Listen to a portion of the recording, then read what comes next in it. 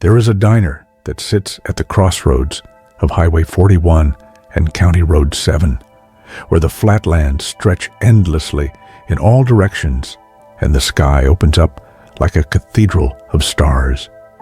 The building is small and unremarkable in daylight, a silver boxcar structure with chrome trim that has dulled gently over the decades. But at night, when the blue neon sign flickers to life and spells out Rosie's Diner in cursive letters that seem to float against the darkness, the place transforms into something else entirely.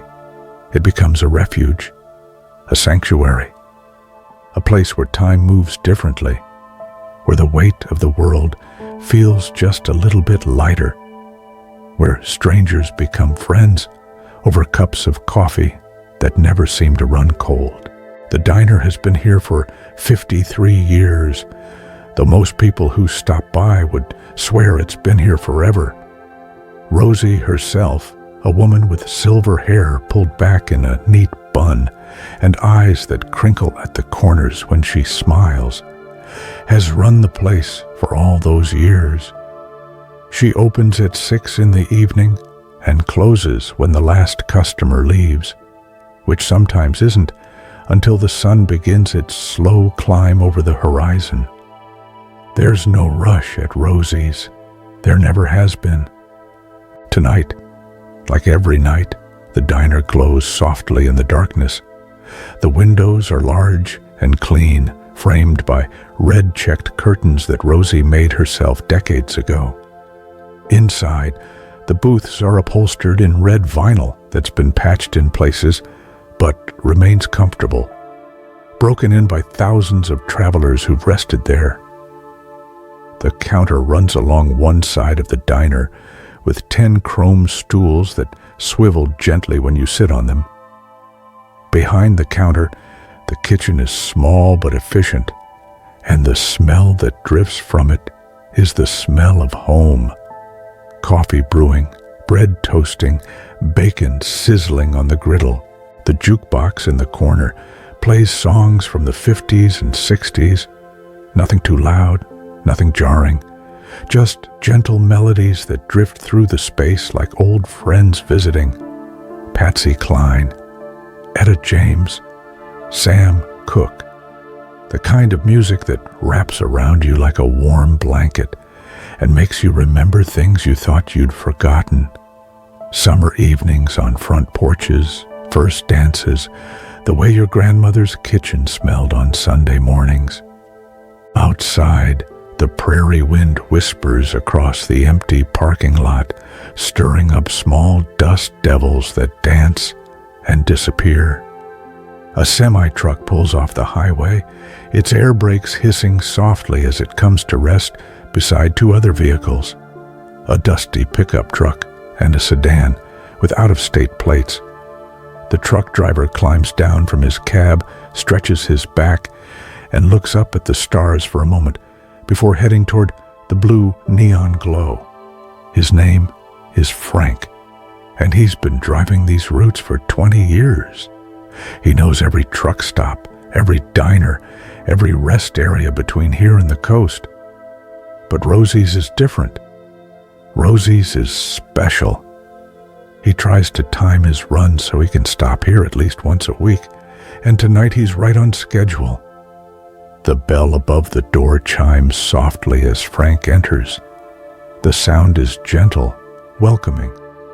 Rosie looks up from where she's refilling the napkin dispensers and smiles, that warm smile that makes everyone feel like they're exactly where they're supposed to be.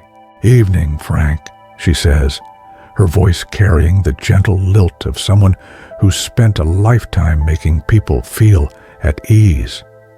"Your usual spot?"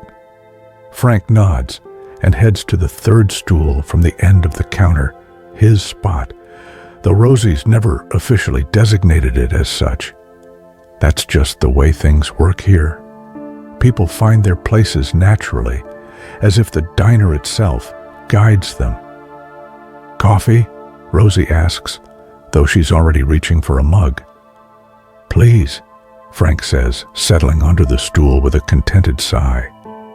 The road has been long today, but he's here now, and everything else can wait. Rosie pours the coffee with the practiced ease of someone who's done it a million times, but still takes care with each cup. The liquid is dark and rich, and steam rises from it in delicate spirals. She sets it in front of Frank, along with a small pitcher of cream and the sugar dispenser. "Busy night?" Frank asks, taking his first sip and feeling the warmth spread through his chest. "Oh, you know," Rosie says with a small smile. "The usual mix. Got a young couple in booth 3 on their way to California to start fresh. Retired teacher in booth 5, taking her time driving across the country now that she's got nothing but time. And Charlie's in the back booth, as always." Frank glances over his shoulder. Charlie is indeed in the back booth, the one tucked in the corner where the light is softest. He's an older man, probably in his late 70s, with a weathered face and gentle eyes. He comes in every night around this time, orders a slice of pie and a glass of milk, and sits quietly, watching the other customers with a benevolent expression. Frank's never heard him say more than a few words, but there's something comforting about Charlie's presence, like an anchor that keeps the diner grounded. The door chimes again, and a young woman enters.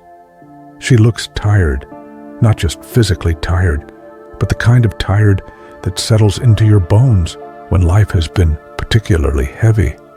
Her backpack is worn, her jeans are faded, and her hair is pulled back in a messy ponytail. She pauses just inside the door, as if she's not sure she belongs here, not sure she deserves to rest. Rosie looks up and meets her eyes. "Come on in, honey," she says gently. "There's always room here." The young woman's shoulders relax just a fraction. She makes her way to a booth near the window and slides in, setting her backpack on the seat beside her. Rosie gives Frank a knowing look and heads over with a menu and a glass of water. "Take your time looking," Rosie says, setting both in front of the young woman. "No rush. You're safe here." The young woman blinks rapidly, and Frank sees her swallow hard. Whatever she's running from or running toward, she's found a moment of peace here. That's what Rosie's does. That's what it's always done. Frank turns back to his coffee, letting the sounds of the diner wash over him. The gentle clink of dishes being washed in the back, the soft hum of the refrigerator, the whisper of pages turning as the retired teacher reads a paperback novel in her booth, the distant rumble of traffic on the highway, muted and far away, and underneath it all, Etta James singing "At Last," her voice like honey and heartbreak, all mixed together. "You want something to eat, Frank?" Rosie asks, appearing beside him with the coffee pot for a refill. "What's good tonight?" "Everything's good tonight," Rosie says with a wink. "But I made meatloaf this afternoon, and there's mashed potatoes and green beans. Real comfort food." "Sold," Frank says. Rosie's meatloaf is legendary among the regulars. Not fancy, just perfect. The kind of food that reminds you of home, of being cared for, of simpler times. As Rosie heads back to the kitchen, Frank watches her move. She's slowed down a bit over the years. Who hasn't? But she still carries herself with a quiet dignity and grace. He's often wondered about her story. How does someone end up running an all-night diner in the middle of nowhere? What brought her here? What keeps her here? But he's never asked. Some stories are meant to reveal themselves in time, and some are meant to remain mysteries. Either way, Frank's grateful for this place, for Rosie, for the way the diner seems to exist outside the normal flow of time.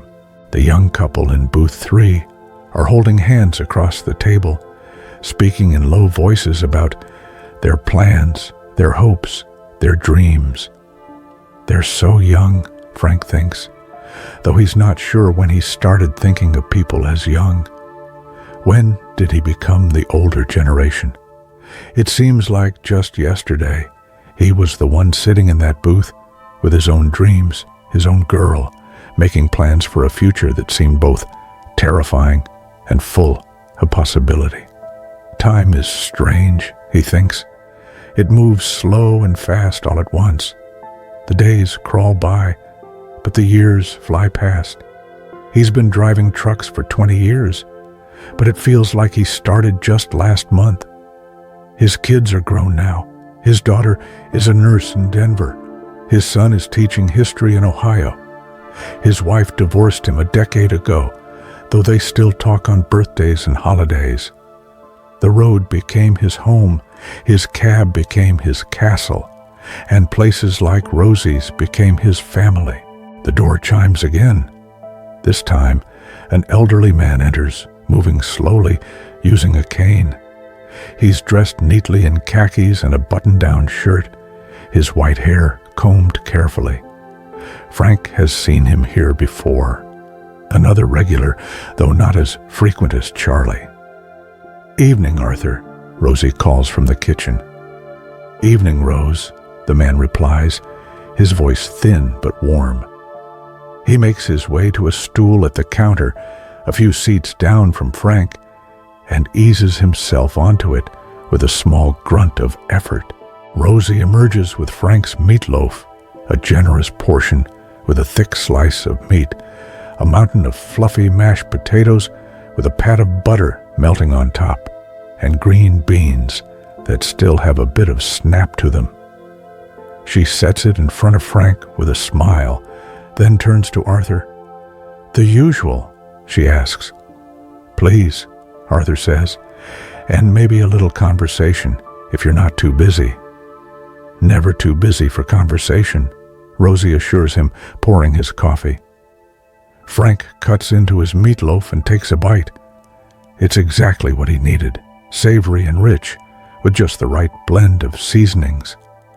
The mashed potatoes are creamy and buttery, the green beans are tender. It's not fancy food, but it's honest food, made with care and skill. He eats slowly, savoring each bite, listening to the low murmur of conversation around him. Rosie and Arthur are talking about the weather, about Arthur's garden, about his grandchildren who live 3 states away. The young woman has ordered something, Frank couldn't hear what, and is sipping her water, staring out the window at the darkness beyond. The young couple has ordered burgers and fries, and they're laughing about something, their faces bright with happiness. Charlie sits in his corner booth, methodically eating his pie, his expression serene. This is what the diner is, Frank thinks. It's a collection of moments, of lives intersecting briefly before moving on. Everyone here is traveling, some across the country, some across their own lives, some just trying to make it through the night. But for this brief time, they're all here together, sharing this space, this warmth, this feeling of being held gently by something larger than themselves. Outside, the stars continue their slow wheel across the sky. A shooting star streaks briefly across the darkness and disappears. The wind picks up slightly, rattling the sign above the diner, making the blue neon flicker once, twice, then steady again. Inside Rosie's diner, time moves like honey, slow and sweet. Frank finishes his meal and pushes the plate away with a satisfied sigh. Rosie appears with a slice of apple pie. "On the house," she says when Frank starts to protest. You looked like you needed it. And maybe he did. Maybe they all did. Maybe that's the real magic of this place. Rosie somehow knows what people need before they know it themselves. Frank takes a bite of the pie. The crust is flaky and buttery. The apples are tender with just a hint of cinnamon, and there's a scoop of vanilla ice cream melting slowly on top. It tastes like every autumn afternoon he's ever known, every Thanksgiving dinner, every moment of simple, uncomplicated happiness. He eats the pie slowly, making it last, not wanting this moment to end. But eventually it does. All moments do. That's the nature of time, even here, where it seems to move differently. Frank pays his bill, leaves a generous tip, and stands to go. "See you next week, Rosie," he says. "Safe travels, Frank," she replies. "You take care of yourself out there." He nods, waves to the others. Arthur raises his coffee cup in salute. The young couple smile. Charlie nods gravely and heads for the door. As he steps out into the night, he hears the bell chime softly behind him. A gentle goodbye. The wind is cool on his face, and the stars are impossibly bright. He looks back at the diner, at the blue neon glow, at the warmth visible through the windows. Then he climbs into his truck, starts the engine, and pulls back onto the highway. Behind him, Rosie's diner continues its quiet vigil at the crossroads, waiting for the next traveler, the next story, the next soul in need of rest. The retired teacher in booth 5 closes her paperback novel and sets it on the table. Her name is Margaret, though she's been called Maggie by friends and students for 67 years. She's been on the road for 3 weeks now, taking her time, stopping wherever she feels like stopping, with no real destination in mind. After 40 years of teaching 9th grade English, of following schedules and meeting deadlines, of alarm clocks and lesson plans, she's finally free to wander. Rosie approaches with the coffee pot. "Warm up?" "Please," Maggie says, pushing her cup forward. "This pie is excellent, by the way. Reminds me of my mother's."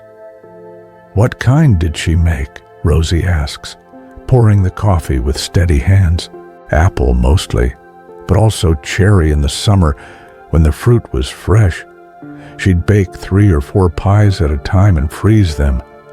There was always pie in our house when I was growing up. The smell of it, baking." Maggie trails off, lost in memory for a moment. Funny how a smell or a taste can take you back so completely. I haven't thought about my mother's kitchen in years, but this pie. She takes another bite, savoring it. Rosie slides into the booth across from her, moving with the ease of someone who knows when a person needs company. "What was she like, your mother?" Maggie considers this. Patient, kind. She had this way of making everyone feel important, like what they had to say mattered. I think I got my love of teaching from her, even though she never taught professionally. She taught us, her children, how to be decent people, how to listen, how to care. "Sounds like a good woman," Rosie says softly. She was. Maggie looks out the window at the darkness.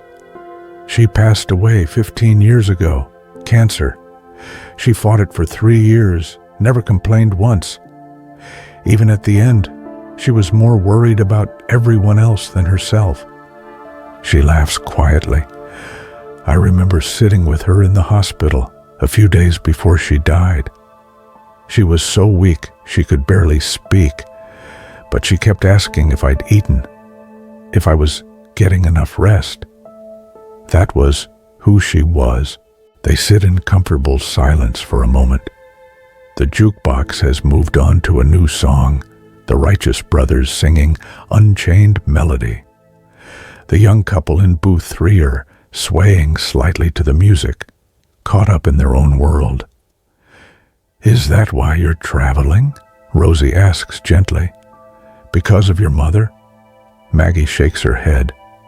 "Not exactly, though maybe in a way. She used to talk about all the places she wanted to see, the Grand Canyon, the redwood forests, the coast of Maine. But she never got there. Always something else that needed to be done first. Always someone else who needed her attention. And then it was too late."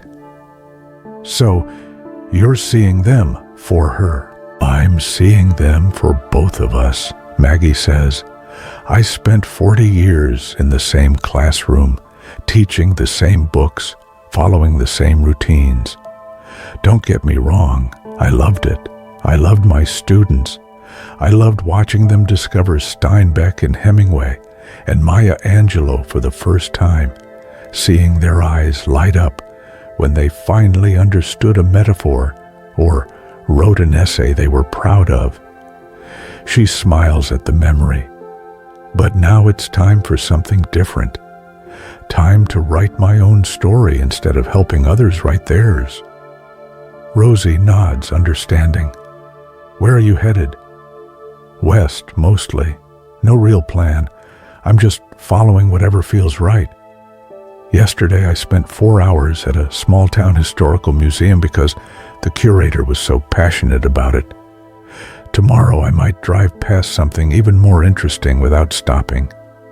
I'm learning to trust my instincts, to not plan everything to death."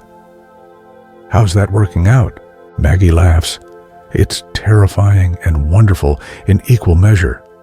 I've spent my whole life being responsible, being the one people could count on to be organized and prepared. Letting go of that."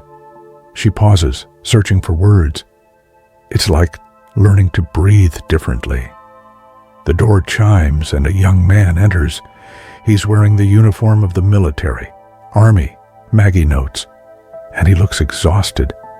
Not just physically tired, but emotionally drained. He pauses inside the door, blinking as his eyes adjust to the light, and Maggie recognizes that look. She's seen it before on the faces of students who've come back from deployment, who've seen things no one their age should have to see. Rosie excuses herself and goes to greet him. "Sit anywhere you like, honey," she says warmly. "What can I get you?" The soldier, he can't be more than 25, Maggie thinks. Seems to have trouble deciding. "Coffee," he finally says. "And I don't know. Whatever's easy." "Nothing here is hard," Rosie assures him. "How about a BLT and some soup, tomato basil, made fresh this afternoon?" He nods, grateful to have the decision made for him, and makes his way to a booth near the middle of the diner. Rosie catches Maggie's eye, and there's a silent communication between them. "Look after this one. He needs it." Maggie finishes her pie and coffee, gathers her things, and as she passes the soldier's booth, she pauses. "Excuse me," she says gently. "I hope you don't mind my saying, but thank you for your service." The young man looks up at her, and for a moment, his eyes are empty, far away. Then he seems to come back to himself. "Thank you, ma'am," he says automatically. Maggie hesitates, then makes a decision. "I'm a teacher, or I was until recently, and I've learned that sometimes the hardest part isn't the doing, it's the coming back. If you ever need to talk, if you ever need someone to just listen." She pulls out a small notebook from her purse, tears out a page, and writes down her email address. No pressure, no obligation, but the offer stands. The soldier takes the paper, stares at it for a moment, then looks up at her with something like wonder. "Thank you," he says, and this time There's real feeling in it. Maggie nods and continues to the register where Rosie is waiting. She pays her bill and adds an extra 20. "For the young man," she says quietly. "Whatever he orders, it's covered." "You're a good person, Maggie," Rosie says, squeezing her hand. "I'm trying to be," Maggie replies. "My mother would have done the same thing." As Maggie walks to the door, she takes one last look around the diner. The young couple is still in their bubble of happiness. Arthur is working on a crossword puzzle, occasionally consulting with Rosie. Charlie sits in his corner, a slight smile on his weathered face. The young woman with the backpack has been joined by her meal and is eating slowly, methodically, as if she's trying to make it last. And the soldier sits alone, staring at the piece of paper in his hand. Maggie steps out into the night. The air is cool and clean, and the stars are scattered across the sky like diamonds on black velvet. She takes a deep breath, feeling the freedom of it, the possibility. Somewhere down the road, there's another adventure waiting, another story to discover, another piece of herself to find. She gets into her car, a reliable Honda she's had for 12 years, and starts the engine. As she pulls out of the parking lot, she sees another vehicle pulling in, a family in an SUV with out-of-state plates and luggage piled in the back. More travelers, more stories. The diner's light will guide them in, and Rosie will take care of them, just as she's taken care of everyone else. Maggie drives back onto the highway, heading west into the darkness. Behind her, the blue neon sign grows smaller and smaller until it's just a point of light on the horizon. But she knows it will still be there, night after night, a beacon for the lost and weary. And somehow, that knowledge is comforting. Inside the diner, Rosie brings the soldier his food. "Here you go, honey," she says, setting the plate and bowl in front of him. "And don't worry about the check. A kind lady took care of it." The soldier looks up in surprise. "The teacher?" "The teacher," Rosie confirms. "There are good people in this world. Sometimes we forget that, but it's true." The soldier's eyes glisten slightly. He picks up the sandwich, takes a bite, and closes his eyes. It's just a BLT, bacon, lettuce, tomato on toasted bread with mayo. But right now, it's the best thing he's ever tasted. It tastes like normalcy, like home, like there might actually be a future beyond the memories that haunt him. Rosie watches him for a moment, then moves on to check on her other customers. She's learned over the years when to talk and when to let silence do its work. Sometimes people need conversation, and sometimes they just need to be left alone with their food and their thoughts, knowing that someone cares enough to give them space. The young woman with the backpack has finished her meal and is nursing a cup of hot chocolate. Her name is Sarah, and she's 23 years old, though she feels about 100. She left home 3 days ago with everything she owns in that backpack, running from a situation that became unbearable. She's not sure where she's going. Maybe Portland, maybe Seattle, maybe just somewhere she can breathe again. The hot chocolate is sweet and rich, with real whipped cream melting on top. Sarah wraps her hands around the mug, letting the warmth seep into her fingers, her palms, her bones. When was the last time she felt warm? Really warm, not just physically, but deep down in the places that matter? She watches the other people in the diner, the old man doing his crossword puzzle, the soldier eating his sandwich with his eyes closed, the even older man in the corner booth, so still and peaceful he might be sleeping, except his eyes are open, and Rosie, moving between them all like a gentle current, bringing coffee and conversation and comfort. Sarah wonders what their stories are. What brought them here? Where are they going? Are any of them as lost as she feels? The soldier, maybe. There's something in his eyes that mirrors what she sees in her own reflection. A kind of haunted exhaustion that comes from carrying too much for too long. The door chimes and a couple enters, probably in their 60s, holding hands. They're dressed casually, jeans and sweaters, and they have the comfortable ease of people who've been together for decades. They choose a booth by the window and sit on the same side, close together, looking out at the darkness. Anniversary? Rosie asks, approaching with menus. 42 years, the man says proudly. We got married at a diner not much different from this one. Seemed fitting to spend our anniversary at another one. Well, congratulations, Rosie says warmly. 42 years is something special. You two must have figured out the secret. The woman laughs. If we have, we can't remember what it is. We just keep choosing each other, I guess. Every day, we wake up and choose each other again. That's the whole secret right there, Rosie says. Now, what can I get you lovebirds? As Rosie takes their order, Sarah feels a strange mixture of emotions. Envy, certainly. Will she ever have that kind of love, that kind of partnership? But also hope. If these people found it, maybe it's possible. Maybe not everyone leaves. Maybe not every relationship ends in pain and broken promises. She finishes her hot chocolate and considers ordering another, but decides against it.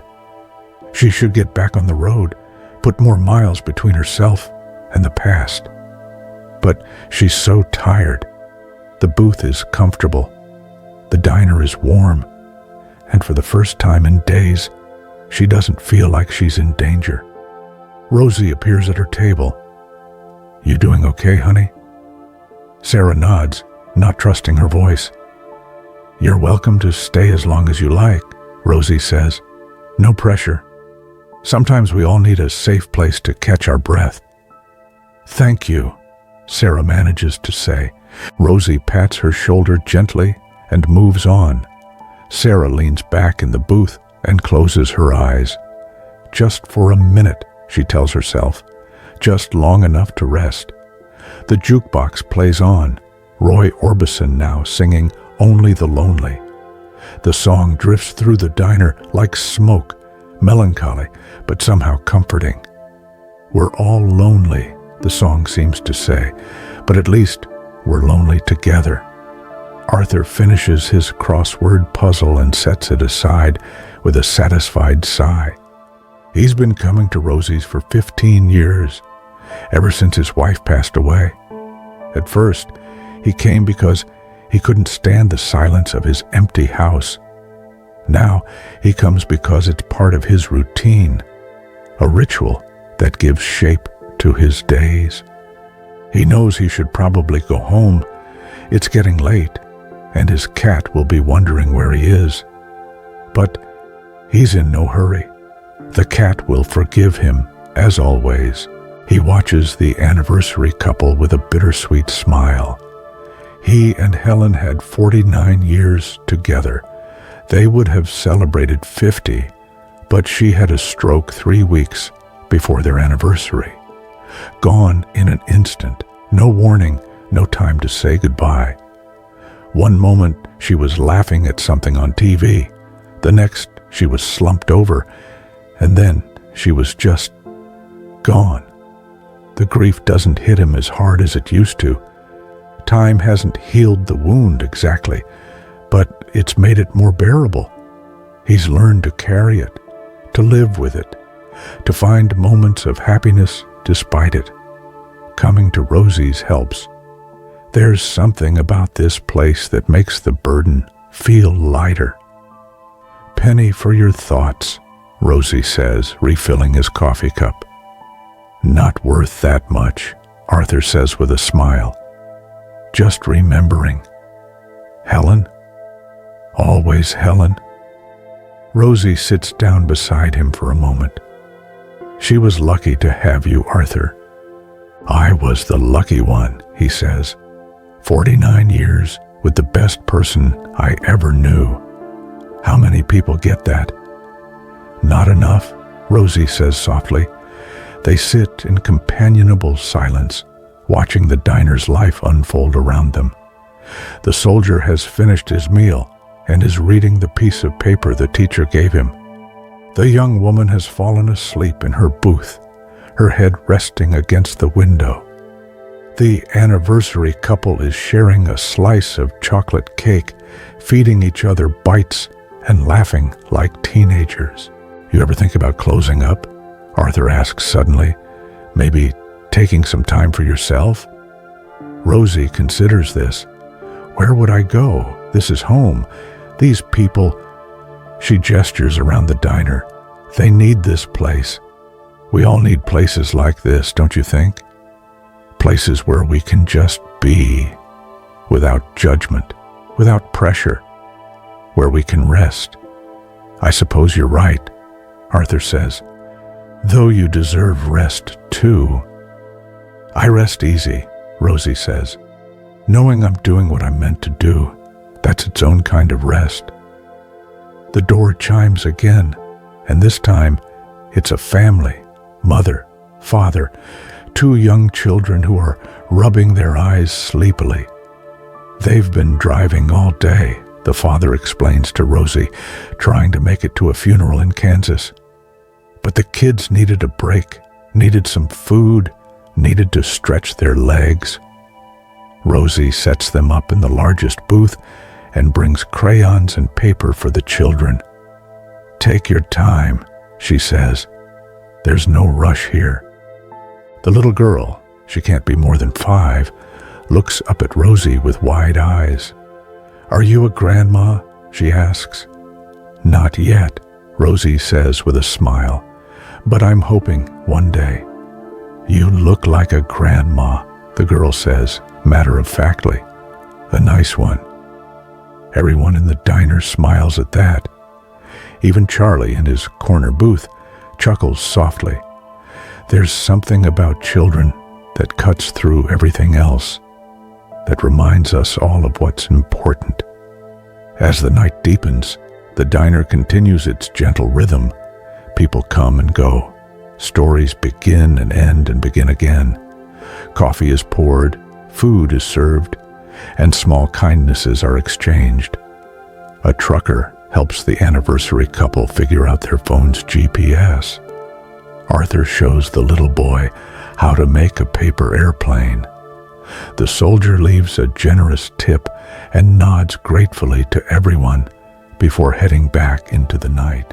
Through it all, Rosie moves like a conductor leading an orchestra, making sure every note lands where it should, creating a symphony of comfort and care from the simple ingredients of coffee, conversation, and compassion. Outside, the stars continue their eternal dance, and somewhere on the distant horizon, the first faint lightening of the sky suggests that dawn is still hours away, but inevitable. For now, though, it's still night. Still time for rest. Still time for the gentle magic of Rosie's diner to work its quiet wonders. Sarah wakes up briefly, disoriented. For a moment, she doesn't know where she is. Then she sees Rosie behind the counter, sees the warm light, hears the soft music, and remembers. She's safe here, at least for now, at least for tonight. She closes her eyes again and drifts back to sleep, secure in the knowledge that someone is watching over her, that she doesn't have to be strong or vigilant or afraid. Not here, not in this moment. And in his corner booth, Charlie finishes his pie and sets down his fork. He's seen thousands of people pass through this diner over the years. He's watched them arrive tired and leave restored. He's seen heartbreaks and healings, beginnings and endings. The full spectrum of human experience played out in these vinyl booths and at this chrome counter. He signals to Rosie that he's ready for his check. She brings it over with a smile. "Same time tomorrow?" she asks. "Wouldn't miss it," Charlie says, his voice rough from disuse but warm. He pays, adds his tip, and stands slowly. At the door, he turns back and raises his hand in a small wave. Everyone waves back. It's a ritual, this goodbye. Charlie has been part of the diner's fabric for so long that his departure marks a transition in the night's energy. When he's gone, Rosie dims the lights just slightly, making the space even cozier. The family with young children is finishing up their meal. The anniversary couple is preparing to leave, reluctant to break the spell of this place, but knowing they must. Arthur is gathering his things. Soon, the diner will be quieter. The deepest part of the night is approaching, the hours when only the most weary travelers stop, when the darkness outside feels most complete. But the blue neon will keep glowing, the coffee will keep brewing, and Rosie will keep watch, ready to welcome whoever needs what this place offers. A moment of peace, a taste of home, a reminder that they're not alone in the darkness. The anniversary couple stands at the register, their arms around each other's waists. The man, his name is Robert, pulls out his wallet while his wife, Linda, looks around the diner one more time, as if committing it to memory. "This place reminds me of that first diner," she says softly. "Do you remember? We couldn't afford a real wedding, so we went to the courthouse and then to Lou's Diner for breakfast." "Best breakfast of my life," Robert says, handing his card to Rosie. "Pancakes and eggs and terrible coffee." "The coffee was terrible," Linda agrees, laughing, "but we were too happy to care." Rosie runs the card and hands it back. "Sounds like you two have figured out what matters." "Took us a while," Robert admits. "We've had our rough patches, times when we weren't sure we'd make it. But we kept showing up, kept trying, and here we are." "Here you are," Rosie echoes, smiling. 42 years and counting. As they head for the door, Linda turns back. "Thank you," she says, "not just for the food, but for this, for creating this space. The world needs more places like this." After they leave, Rosie stands at the window and watches their taillights disappear down the highway. She's seen so many people come and go over the years, so many stories, so many lives. Sometimes she wonders what becomes of them all, whether they find what they're looking for, whether they remember this little diner at the crossroads. The family with children is leaving now too. The parents look less stressed than when they arrived, and the children are smiling, clutching their paper airplanes. The little girl waves goodbye to Rosie, and Rosie waves back, feeling that particular mix of joy and melancholy that comes from brief but meaningful connections. "Will we come back here?" the girl asks her father. "Maybe someday," he says, "if we're lucky enough to find it again." Arthur is the last to leave, as usual. He buttons his coat slowly, carefully, taking his time with each button. "Good night, Rose," he says. "Good night, Arthur.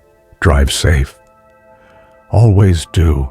After he's gone, the diner feels different, quieter, but not empty. Sarah is still asleep in her booth, her breathing slow and steady. Rosie decides to let her rest. The girl clearly needs it, and what harm is there in letting someone sleep in a safe place? Rosie moves through the diner, wiping down tables, refilling napkin dispensers, checking salt and pepper shakers. These are the tasks that ground her, that remind her of her purpose.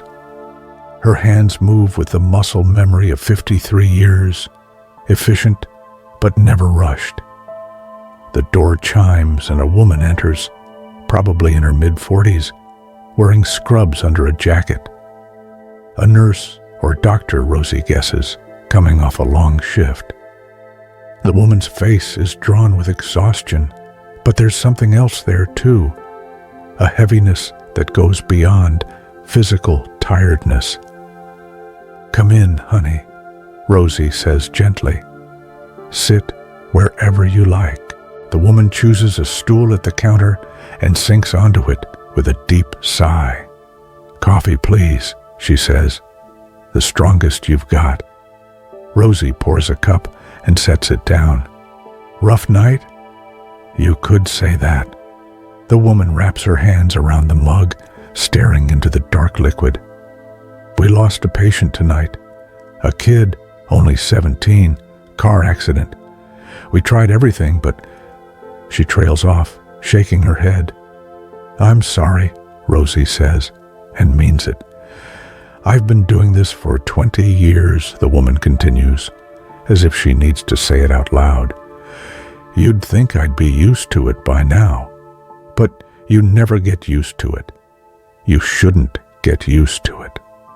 The day it stops hurting is the day you need to quit."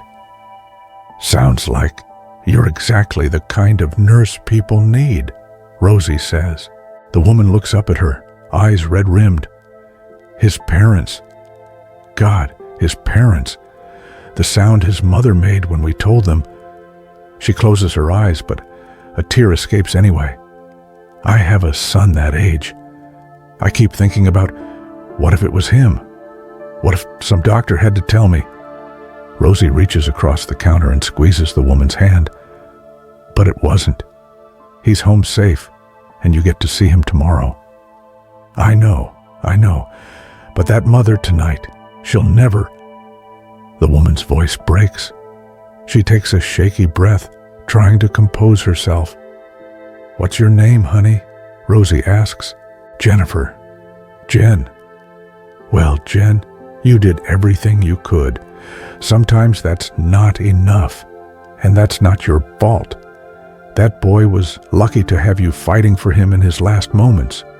His parents will remember that someone cared, that someone tried their hardest." Jennifer nods, wiping her eyes. "I just feel so helpless sometimes. Like, what's the point of all this training, all this knowledge if we can't save them?" "You save the ones you can save," Rosie says. "And for the ones you can't, you make sure they're not alone. That matters more than you know." They sit in silence for a moment. The jukebox has moved to a new song, Nat King Cole singing "Unforgettable." The music drifts through the space like a gentle touch, filling the silence without demanding attention. "What can I get you to eat?" Rosie asks. "You need something in your stomach." "I don't know if I can eat," Jennifer says. "Just something small then. How about some toast and scrambled eggs? Nice and simple." Jennifer considers, then nods. "Okay, thank you." As Rosie prepares the food, she thinks about all the people she's comforted over the years. The grieving widows and widowers, the parents who've lost children, the children who've lost parents, the people carrying trauma and heartbreak and losses too numerous to count. The diner has absorbed so much sorrow over the decades, and yet it remains a place of hope. Maybe that's the real miracle. That pain can be held and acknowledged without destroying the possibility of joy. She plates the eggs and toast, adds a small bowl of fresh fruit, and sets it all in front of Jennifer. "Here you go, honey. Eat what you can." Jennifer picks up her fork and takes a small bite. Then another. Slowly, she begins to eat, and as she does, some of the tension leaves her shoulders. Food, Rosie has learned, is more than just sustenance. It's an act of care, a way of saying, you matter, your well-being matters. Sometimes that message is more important than the calories. The door chimes again, and a young man enters. He's dressed in work clothes, paint-splattered jeans and a faded t-shirt, and he's carrying a guitar case. His hair is disheveled, and there are dark circles under his eyes. But he's smiling. "You're open," he says, clearly relieved. "I wasn't sure. I've been driving for hours looking for a place." "We're always open," Rosie says. "Take a seat." The young man chooses a booth near the jukebox and carefully sets his guitar case on the seat beside him. Rosie brings him a menu and a glass of water. "Long night?" she asks. "Long but good," he says. "I had a gig 3 hours from here. First real paying gig, actually. Nothing big, just a bar, but people actually listened. Some of them even bought my CD." He grins, and it transforms his face, making him look younger, more hopeful. "That's wonderful," Rosie says warmly. "What kind of music do you play?" "Folk, mostly. Some country, some blues. Story songs, you know, about real people and real life." He looks around the diner, taking it all in. "A place like this, I could write a dozen songs just sitting here watching people." "Well, we've got stories aplenty," Rosie assures him. "Now, what can I feed a successful musician?" He orders a burger and fries and coffee. As Rosie heads back to the kitchen, she catches Jennifer watching the young man with a wistful expression. Maybe she's thinking about her own son, about his dreams and possibilities.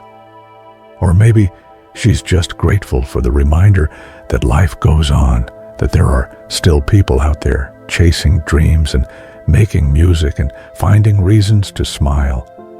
Sarah stirs in her booth, blinking slowly as she wakes. For a moment, she looks panicked, disoriented. Then she sees Rosie and relaxes. "I'm sorry," she says quickly. "I didn't mean to fall asleep. I should go." "You don't have to go anywhere," Rosie interrupts gently. "Stay as long as you need." "I don't have much money," Sarah admits. "I already spent." "Don't worry about money right now.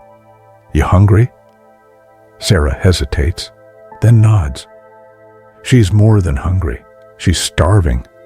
She hasn't had a proper meal in 2 days. Just gas station snacks and whatever she could afford from fast food dollar menus. "How about some pancakes?" Rosie suggests. "With eggs and bacon?" "That sounds amazing," Sarah says, and her voice cracks slightly. "Thank you. I'll pay you back somehow, I promise." "Pay it forward someday," Rosie says. "That's all the payment I need." As Rosie cooks, she watches her late-night customers. Jennifer is eating slowly but steadily, and there's a little more color in her cheeks. The young musician is writing in a small notebook, occasionally strumming a silent chord pattern on his knee. Sarah is sipping water and looking out the window at the darkness, her reflection ghostly in the glass. 3 people, Rosie thinks, each carrying their own weight. The nurse carries death and the responsibility of life. The musician carries hope and the fear of failure. The young woman carries secrets and scars and the courage it took to run. And here they all are, in her diner, in this small bubble of warmth and safety, at the edge of nowhere. She plates Sarah's food, a stack of fluffy pancakes with butter melting on top, scrambled eggs cooked soft, crispy bacon, and a small glass of orange juice. She sets it down in front of the girl with a smile. "Eat up, honey. There's more if you want it." Sarah looks at the food, then up at Rosie, and her eyes fill with tears. "Why are you being so nice to me?" she whispers. "Because you deserve kindness," Rosie says simply. "We all do." Sarah picks up her fork with shaking hands and takes a bite of pancake. It's perfect, sweet and buttery, with just the right amount of fluffiness. She closes her eyes, and a tear rolls down her cheek. But it's not a sad tear, not entirely. It's a release. All the fear and exhaustion and uncertainty she's been carrying, it's pouring out of her in this moment, in this safe place where someone cares enough to feed her and ask nothing in return. The young musician's burger arrives, and he attacks it with the enthusiasm of youth and hunger. Between bites, he tells Rosie about his gig, about the songs he played, about the old man in the back who came up afterward and said it reminded him of the music he used to listen to with his late wife. "That's the thing about music," the young man says. "It connects us to each other, to our memories, to emotions we didn't even know we had.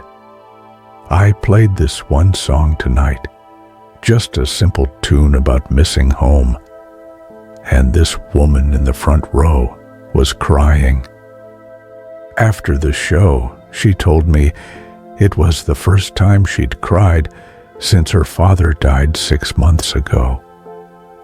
She thanked me for helping her finally grieve.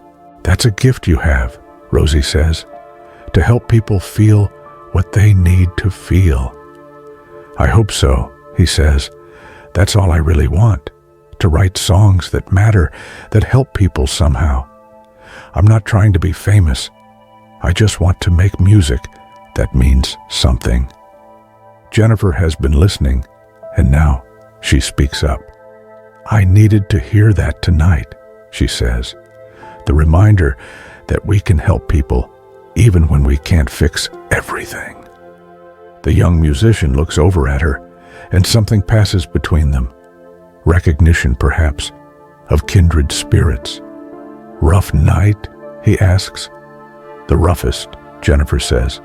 "But I'm still here. We keep going, right?" "We keep going," he agrees. Sarah finishes her pancakes and pushes the plate away, feeling more full and satisfied than she has in months. Not just physically full, but emotionally. Something about this place, these people, Rosie's quiet kindness, it's filling up the empty spaces inside her, the places hollowed out by fear and pain. The jukebox plays on, and without really thinking about it, Sarah stands and walks over to it. She studies the selections, the old songs from decades past, and drops in a quarter she finds in her pocket. She selects "What a Wonderful World" by Louis Armstrong. As the familiar melody begins, everyone in the diner seems to exhale at once. It's the perfect song for this moment, not because everything is wonderful, but because it reminds us to look for the wonder even in the darkness, to notice the small beauties that persist despite everything. The young musician starts humming along, his fingers moving on invisible strings. Jennifer closes her eyes and sways slightly to the music.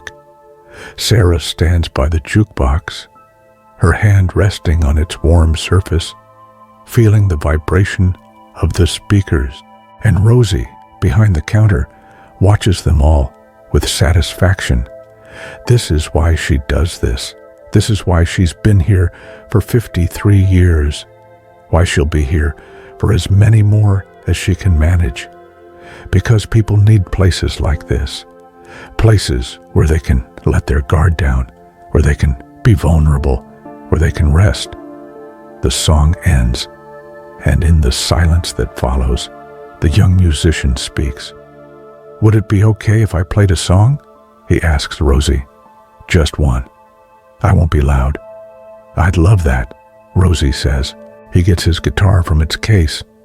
An acoustic, well-loved and worn, with stickers from various venues and cities decorating its body. He tunes it quickly, efficiently, then begins to play. The song he chooses is gentle and slow, a simple melody in a minor key that somehow sounds like hope, tinged with sadness. He doesn't sing at first, just plays, letting the notes speak for themselves.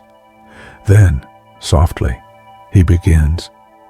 There's a light on the highway at the edge of the dark where the weary can rest and the lost find their heart. The lyrics continue, painting a picture of exactly where they are, a refuge, a sanctuary, a place out of time. Jennifer listens with her eyes closed, and fresh tears slip down her cheeks. But these are different tears. These are healing tears, the kind that wash away pain rather than express it. Sarah finds herself swaying to the music, feeling lighter than she has in so long. The song is about her, about all of them, about anyone who's ever needed a place to catch their breath. When the song ends, there's a moment of perfect silence. Then Jennifer starts to applaud, and Sarah joins in, and even Rosie comes out from behind the counter to clap. That was beautiful, Jennifer says. What's it called? I don't know yet, the young musician admits. I just wrote it, sitting here. I think I'll call it Rosie's Light. Rosie's hand goes to her heart, and her eyes shine with unshed tears. I'm honored, she says softly. The door chimes, breaking the spell, and an elderly woman enters. She's tiny and frail, moving with the careful steps of someone who knows their bones are fragile. But her eyes are bright and alert, taking in everything. Mrs. Patterson, Rosie says with genuine delight. I wasn't expecting you tonight. Couldn't sleep, Mrs. Patterson says in a voice surprisingly strong for someone so small. Figured I might as well come somewhere with good company. Rosie helps her into a booth, and Mrs. Patterson settles in with a satisfied sigh. Now then, she says, what's all this? Live music? The young musician introduces himself, his name is Daniel, and explains about his gig, about the song he just wrote. Mrs. Patterson listens with the intensity of someone who understands the value of stories. I used to sing, she says when he finishes, back in the 40s and 50s. Nothing professional, just at church and local events. But I loved it. Loved the way a song could change the energy in a room, could bring people together. Would you sing something now? Daniel asks impulsively. Mrs. Patterson laughs. Oh, honey, I'm 93 years old. My voice isn't what it used to be. I bet it's still beautiful, Sarah says quietly. It's the first time she's spoken to anyone other than Rosie, and everyone turns to look at her, surprised. She blushes, but continues. I'd like to hear you sing. Mrs. Patterson considers this, then nods. All right, but you all have to join in if you know the words. She begins to sing Amazing Grace, and while her voice does shake and quaver with age, there's still something beautiful about it. A purity, a sincerity that transcends technical perfection. After the first verse, Daniel picks up the melody on his guitar, supporting her gently. By the second verse, Jennifer is singing along. By the third, everyone in the diner is singing, even Rosie, their voices blending in an imperfect but perfect harmony. When the song ends, Mrs. Patterson is smiling. Well, she says, that was lovely. Thank you for indulging an old woman. Thank you for sharing with us, Jennifer says, and she realizes she's smiling too, really smiling, for the first time all night. Rosie brings Mrs. Patterson her usual chamomile tea and a slice of toast with honey, and refills everyone's coffee. The atmosphere in the diner has shifted. What started as separate individuals nursing their separate wounds has become something else. A community. Temporary, but real. They talk, these strangers who are no longer quite strangers. Mrs. Patterson tells stories from her youth about dancing with soldiers during the war, about meeting her husband at a USO dance. Jennifer talks about her son, about his plans to study engineering, about how proud she is of him. Daniel plays a few more songs, each one a small gift. And Sarah, slowly, tentatively, begins to open up about where she's been and where she's going. "I'm scared," she admits at one point. "I don't know what I'm doing. I just knew I had to leave." "That takes courage," Mrs. Patterson says firmly. "Don't let anyone tell you otherwise. Sometimes leaving is the bravest thing you can do." "My grandmother used to say that courage isn't the absence of fear," Jennifer adds. "It's doing what needs to be done despite the fear." "Where will you go?" Daniel asks. "West," Sarah says. "Maybe Oregon. I've never seen the ocean. I think I need to see the ocean. To be reminded that the world is bigger than what I've known, that there's beauty out there." "There is beauty," Rosie assures her, "and you're going to find it. But right now, you need rest. You need to build up your strength. Stay here tonight. I have a small room upstairs. It's not much, just a bed and a dresser, but it's clean and safe. Stay there tonight. Get some real sleep and head out fresh in the morning." "I can't," Sarah starts to protest. "Yes, you can," Rosie interrupts. "And you will. No arguments." Sarah's eyes fill with tears again, but she nods. "Thank you," she whispers. "Thank you so much." The night deepens. Outside, the darkness is absolute, broken only by the stars and the diner's gentle glow.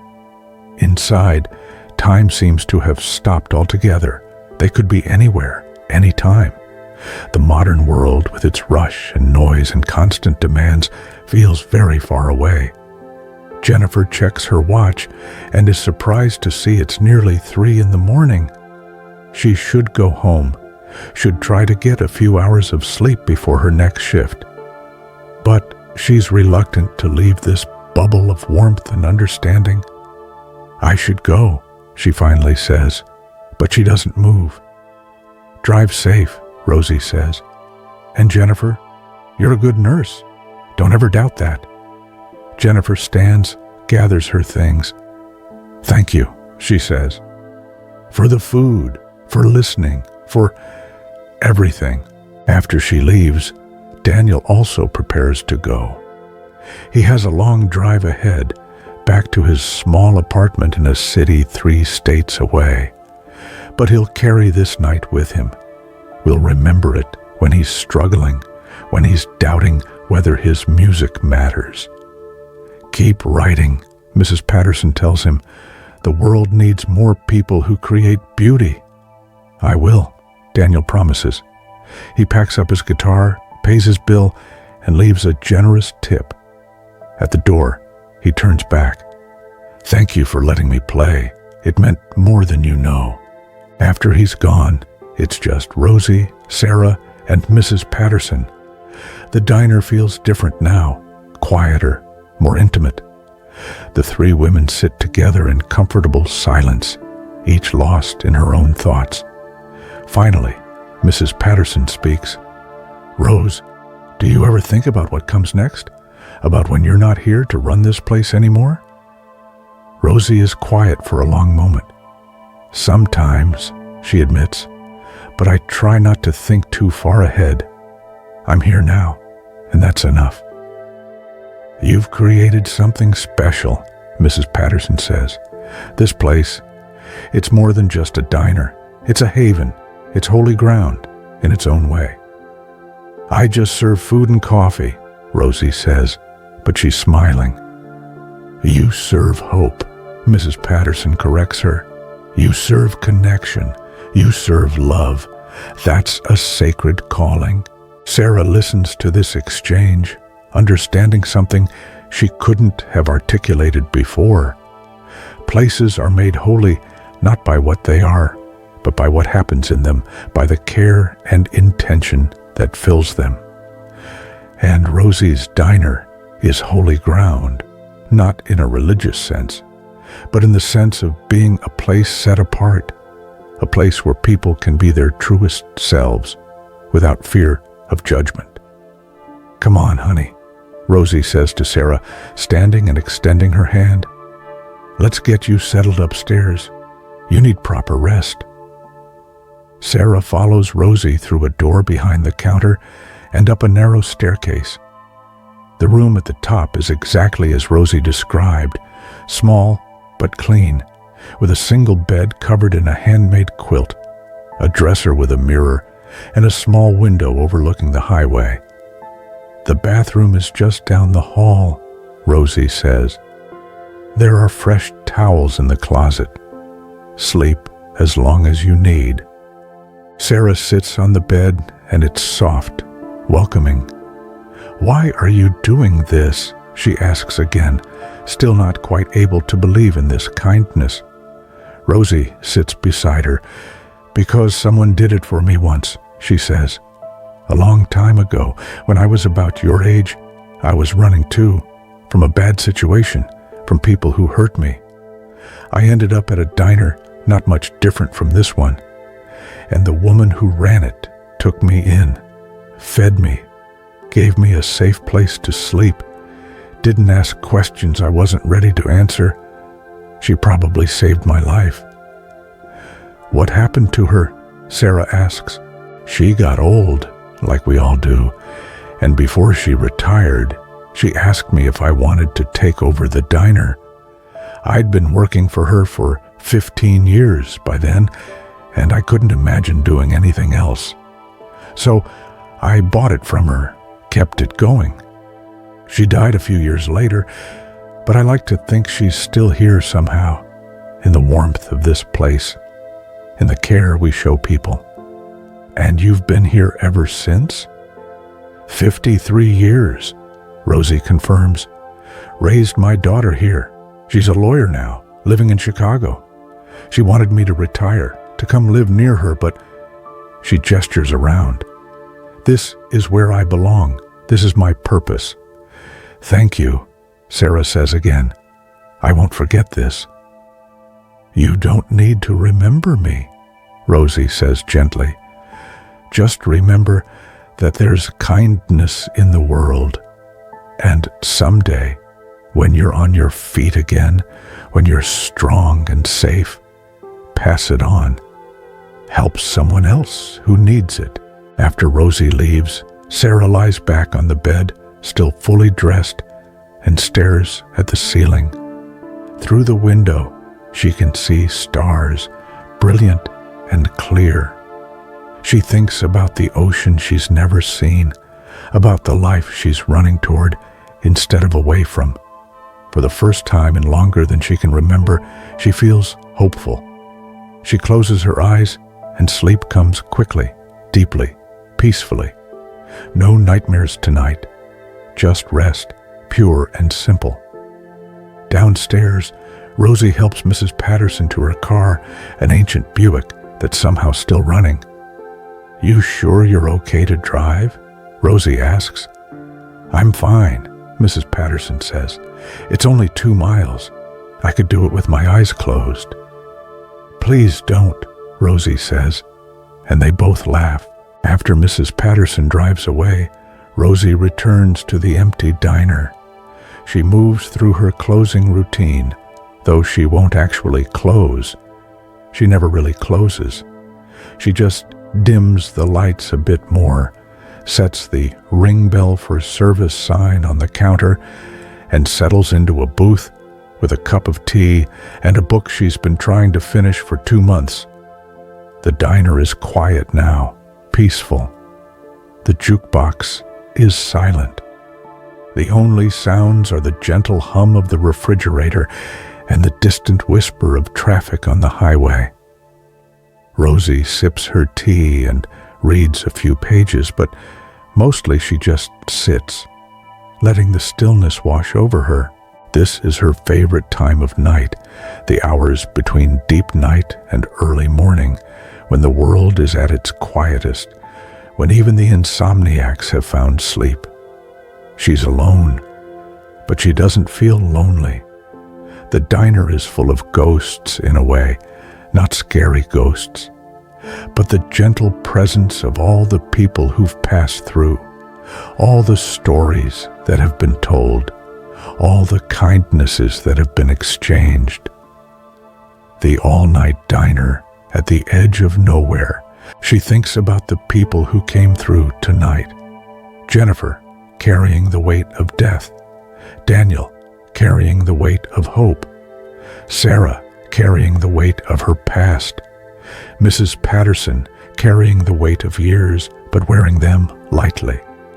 All of them finding a moment of respite here, a place to set down their burdens, if only briefly. Tomorrow night, there will be more, different people, different stories, but the same need for connection, for care, for a safe place to rest. And she'll be here, as she always is, ready to welcome them. Outside, the sky begins its slow transformation from black to deep blue to purple. Dawn is still hours away, but it's coming. It always comes. No matter how dark the night, morning always arrives. Rosie finishes her tea, marks her place in her book, and stands to stretch. Her back aches a bit. She's not as young as she used to be. But it's a good ache. The ache of work well done, of purpose fulfilled. She walks to the window and looks out at the highway, at the stars beginning to fade, at the endless prairie stretching in all directions. Somewhere out there, Jennifer is home with her son, holding him close. Somewhere, Daniel is driving through the night, humming his new song. Somewhere, Mrs. Patterson is in her bed, sleeping peacefully.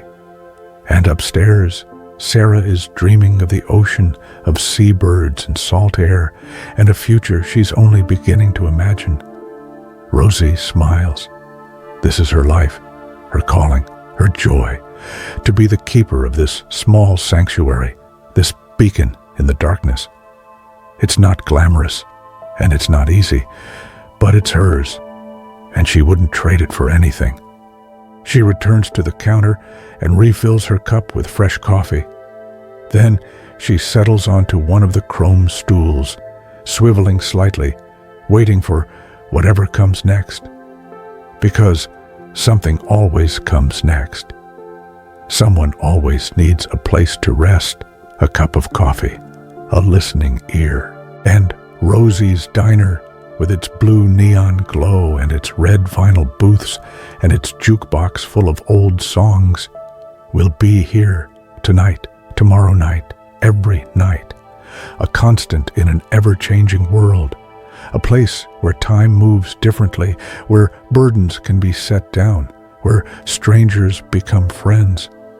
The bell above the door might chime at any moment, or it might not chime for hours. It doesn't matter. Rosie is patient. She's been doing this for 53 years, and she knows how to wait, knows how to be present, knows how to create space for whatever and whoever needs it. Outside, a truck pulls off the highway, its headlights sweeping across the parking lot. Rosie straightens, sets down her coffee, and prepares to greet whoever is arriving. The cycle begins again. Welcome, service, care, goodbye. Over and over, night after night, year after year. And in this repetition, there is meaning.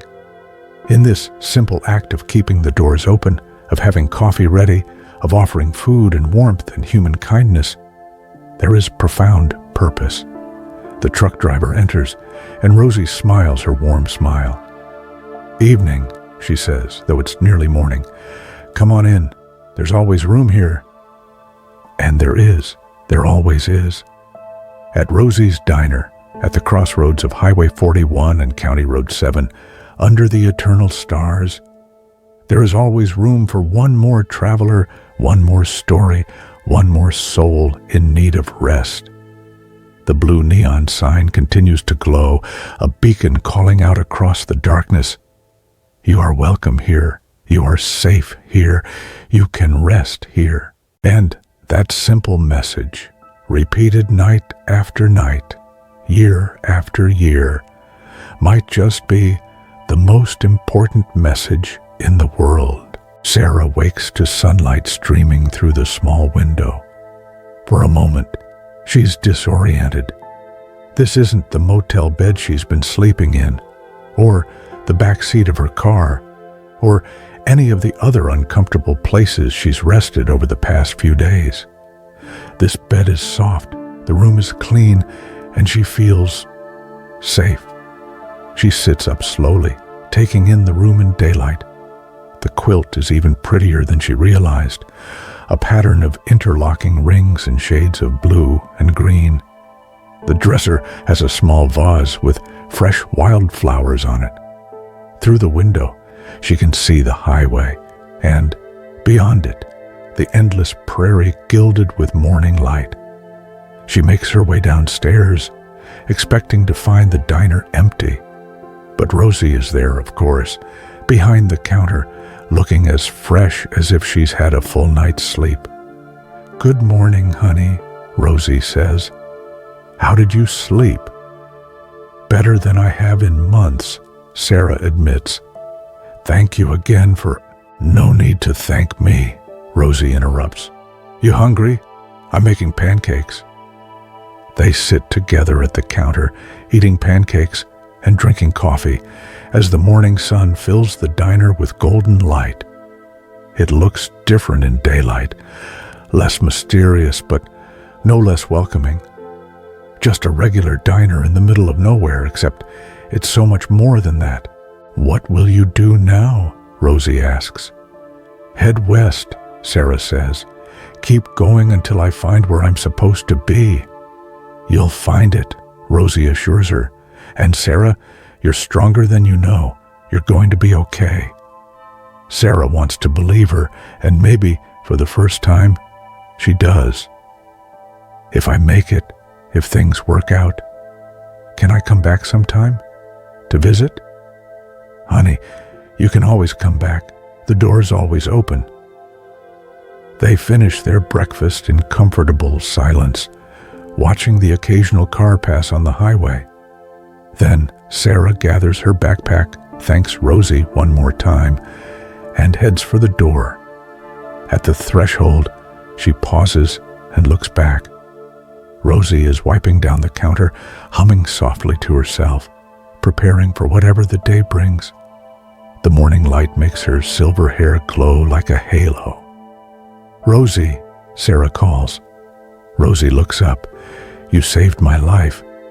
I just wanted you to know that." Rosie smiles that warm smile. "You saved your own life, honey. I just gave you a place to rest. Now go on. The ocean's waiting." Sarah steps out into the morning.